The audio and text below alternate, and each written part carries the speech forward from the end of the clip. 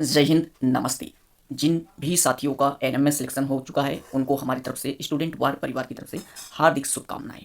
और जिन साथियों का सिलेक्शन नहीं हुआ है, उनको मैं चाहूँगा कि वो यहाँ पे सेकेंड राउंड का वेट करें, ताकि आप लोग दोबारा काउंसलिंग करवा के फिर से सिलेक्शन ले सको। तो मैं यहाँ पे ये वीडियो किन कैंडिडेट की लाया हूँ, ध्यान से सुनिए। वीडियो अंतिम तक देखिए, आप लोगों के लिए बहुत ज़्यादा हेल्पफुल होने वाला है।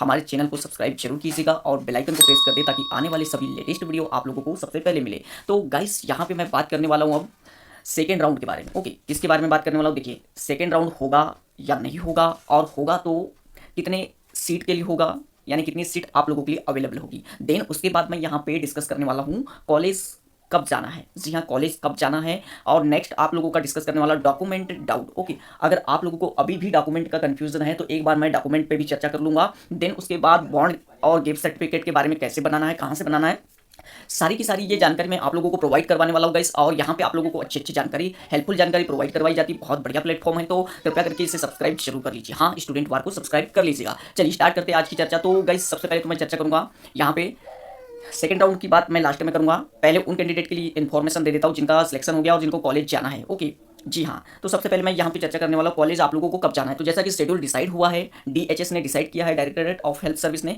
कि आप लोगों को कॉलेज कब जाना है। तो 13 से लेकर 17 सितंबर की डेट दे रखा है। इसी बीच आप लोगों को कॉलेज जाना है और एडमिशन लेना है। बस इतनी सी बात आप लोग ध्यान रखना, इन डेट पे आप लोगों को पहुंच जाना है। ये आप लोगों की रिस्पॉन्सिबिलिटी है कि आप लोगों को इन्हीं तारीख के बीच में पहुंचना है। अगर आप 18 को पहुंचते हो तो आप लोगों की उपस्थिति मान्य नहीं होगी, आप लोगों को एडमिशन नहीं दिया जाएगा। ये आप लोगों को ध्यान में रखना है। नेक्स्ट बात अब यहाँ पे कर लेता हूँ मैं, डॉक्यूमेंट कौन कौन से लगने वाले। ध्यान से सुनिएगा, डॉक्यूमेंट कौन कौन से लगने वाले हैं तो बेहतरीन तरीके से आप लोग सुनिए। ठीक है, एक एक डॉक्यूमेंट में मैं चर्चा करने वाला हूँ। सबसे पहले बात आती है ट्रांसफर सर्टिफिकेट की। ओके गाइस, तो उन कैंडिडेट को मैं क्लियर कर देना चाहता हूँ कि जैसे कि किसी कैंडिडेट ने यहाँ पे 12th पास आउट किया है। ओके, मान लो आप लोगों का, उन्होंने 12th कब पास आउट किया है, 2020 में पास आउट किया है। कब? 2020 में पास आउट किया है। तो यहाँ पे उन लोगों को गाइस क्या लगने वाला है, आपको ध्यान रखना है, गेप सर्टिफिकेट लगने वाला है। कितने साल का? 2 साल का गेप सर्टिफिकेट बनवाना है। आगे मैं चर्चा करने वाला हूँ गेप सर्टिफिकेट कैसे बनेगा। ओके, अब यहाँ पे जैसे किसी कैंडिडेट के सामने समस्या है कि वो ग्रेजुएशन के लास्ट ईयर में है। ओके, और यहाँ पे अब वो उनको एक तो क्या करना पड़ेगा, ओके, एनएम में एडमिशन ले या फिर ग्रेजुएशन पूरा करे। साथ में ग्रेजुएशन पूरा हो जाएगा या टीसी मिल जाएगी। तो गाइस ऐसा कुछ नहीं है। देखिए, आप लोगों को ग्रेजुएशन को ड्रॉप करना पड़ेगा अगर एनएम में एडमिशन लेना चाहते हो। तो जब ड्रॉप करोगे तभी आप लोगों को ये ट्रांसफर सर्टिफिकेट मिलेगा। देन गाइस, ओके, तो क्लियर हो गया होगा ट्रांसफर सर्टिफिकेट के बारे में। आप लोगों को गेप सर्टिफिकेट लगेगा अगर गेप है तो। जैसे कॉलेज आप लोगों ने कर रखा है, 2018 में कंप्लीट हो गई कॉलेज आप लोगों की, तो यहाँ पे आप लोगों को कितने साल का गेप सर्टिफिकेट लगेगा, ध्यान रखना है।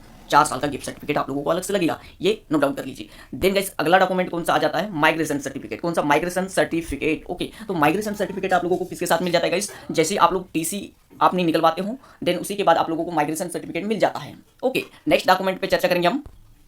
तो गाइस, यहाँ पे डॉक्यूमेंट की मैं चर्चा कर रहा हूँ, तो साथ में एक बात भी बता दूं मैं, जैसे कि आप लोगों को एक सेट अलग से फोटो कॉपी का बनाना है। किसका? फोटो कॉपी भी करवाना है। हर डॉक्यूमेंट की, जितने डॉक्यूमेंट मैं बताऊंगा उनकी एक एक फोटो कॉपी भी आप लोगों को साथ में ले जाना है। देन उनके साथ में ओरिजिनल डॉक्यूमेंट भी लेके जाना है। ओरिजिनल डॉक्यूमेंट का एक सेट अलग से बनवा लोगे क्योंकि डॉक्यूमेंट वेरिफिकेशन होगा। देन फोटो कॉपी का अलग से। अब फोटो कॉपी को क्या बोला है कि आप लोगों को सत्यापित करना है। ओके, सत्यापित का मतलब होता है कि आप लोग किसी कॉलेज के थ्रू या किसी स्कूल के थ्रू या किसी गवर्नमेंट ऑफिस के थ्रू, गवर्नमेंट कर्मचारी के थ्रू आप लोगों को उसको क्या करवाना पड़ेगा, उस पर फोटो कॉपी पे सिग्नेचर करवाना पड़ेगा। और उस विभाग का यहाँ पे सील होगा और साथ में बाजू में क्या होगा उसका, जैसे आप लोगों का प्रिंसिपल हो गया या हेड मास्टर हो गया, उनका सिग्नेचर होगा। ओके, देन आप लोगों की जैसे गवर्नमेंट स्कूल है तो उसकी सील होगी, साथ में साइन भी होगी। ये होता है सत्यापित करना डॉक्यूमेंट को। अब आप लोग समझ गए होंगे, ध्यान रखना, एक सेट ओरिजिनल, एक सेट फोटोकॉपी हर डॉक्यूमेंट का गाइस। ओके, चलिए, हमने माइग्रेशन सर्टिफिकेट तक यहाँ पे चर्चा कर लिया था। नेक्स्ट डॉक्यूमेंट आप लोगों का क्या लगने वाला है, तो बड़े ही ध्यान से सुनिए। नेक्स्ट डॉक्यूमेंट आप लोगों का टेंथ की आप लोगों की मार्कशीट, फोटोकॉपी तो बता दिया हूँ साथ में ही, और आप लोगों को उसको सत्यापित भी करवाना है। नेक्स्ट आप लोगों का डॉक्यूमेंट कौन सा आ जाता है, 12th। कौन सा? 12th की मार्कशीट भी आप लोगों को साथ में लगेगी। नेक्स्ट आप लोगों का ध्यान रखना है इनकम सर्टिफिकेट। इनकम सर्टिफिकेट का मतलब आय प्रमाण पत्र। ध्यान रहे, आय प्रमाण पत्र आप लोगों का 3 साल के लिए मान्य होता है। तो जिन कैंडिडेट का अगर लास्ट डेट खत्म हो चुका है तो उनको दूसरा आप लोगों को बनवाना पड़ेगा। देन यहाँ पे ध्यान रखना है कि डिजिटल आय आजकल चल रहा है तो डिजिटल ही ले जाए। नेक्स्ट आप लोगों का कौन सा आता है? नेक्स्ट आप लोगों का कास्ट सर्टिफिकेट। कास्ट सर्टिफिकेट भी डिजिटल ले जाओगे, फोटोकॉपी सत्यापित वाली साथ में ले जाना है। अगला डॉक्यूमेंट कौन सा आ जाता है, तो अगला आ जाता है रेसिडेंट सर्टिफिकेट, मतलब मूल निवासी प्रमाण पत्र भी आप लोगों को ले जाना पड़ेगा। ओके, अगला गाइस, अगला आप लोगों का आता है मेडिकल सर्टिफिकेट। इंपॉर्टेंट है मेडिकल सर्टिफिकेट। मेडिकल सर्टिफिकेट के ऊपर चर्चा कर दूं तो मैं सीधे सीधे कहा है कि आप लोगों का जो जिला बोर्ड में गवर्नमेंट हॉस्पिटल है वहां से मेडिकल सर्टिफिकेट बनेगा। अब मेडिकल सर्टिफिकेट कैसे बनेगा, तो आप लोगों को गाइस क्या ले जाना पड़ेगा, जो मेडिकल सर्टिफिकेट बन जाएगा तो आप लोगों को ध्यान रखना है अपने साथ जो एनएमएसटी का स्कोर कार्ड होगा, वो ले जा सकते हो और बताना पड़ेगा कि हमारा सिलेक्शन इसमें हुआ है, हमें इसके लिए मेडिकल सर्टिफिकेट लग रहा है। ओके गाइस, तो गाइस यहाँ पे नेक्स्ट डॉक्यूमेंट आप लोगों का क्या रखना है, तो देखिए जैसे कि बता दूं आप लोगों को नेक्स्ट डॉक्यूमेंट क्या लगेगा, एनएमएसटी की जो काउंसलिंग का रिजल्ट आया था उसका स्कोर कार्ड भी आप लोगों को साथ में लेके जाना है। ओके, उसी को मार्कशीट कहा गया है, एनएमएसटी का रिजल्ट स्कोर कार्ड आप लोगों को उसका भी प्रिंट आउट लेके जाना है। देन यहाँ पे प्रवेश पत्र भी साथ में रख ले, एडमिट कार्ड भी। ओके ठीक है, नेक्स्ट आप लोगों का इंपॉर्टेंट आता है गाइस की बॉन्ड सर्टिफिकेट और गिफ्ट सर्टिफिकेट, तो ये कहाँ से बनेगा।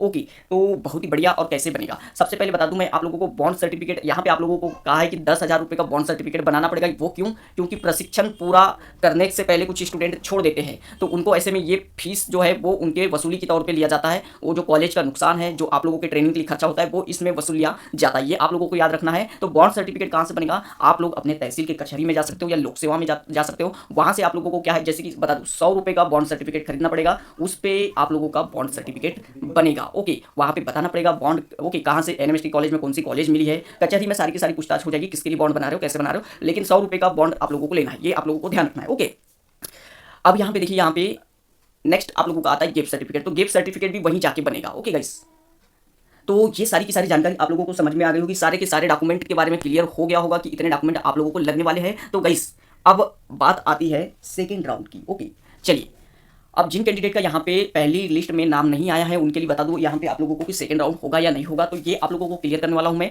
तो गाइस सुनिए, आप लोग ध्यानपूर्वक सुनिए। देखिए यहाँ पे 255 सीटों के लिए लगभग यहाँ पे आप लोगों का फर्स्ट राउंड हो रहा है। 5 सीटें उन्होंने छोड़ दिया, टोटल 260 थी।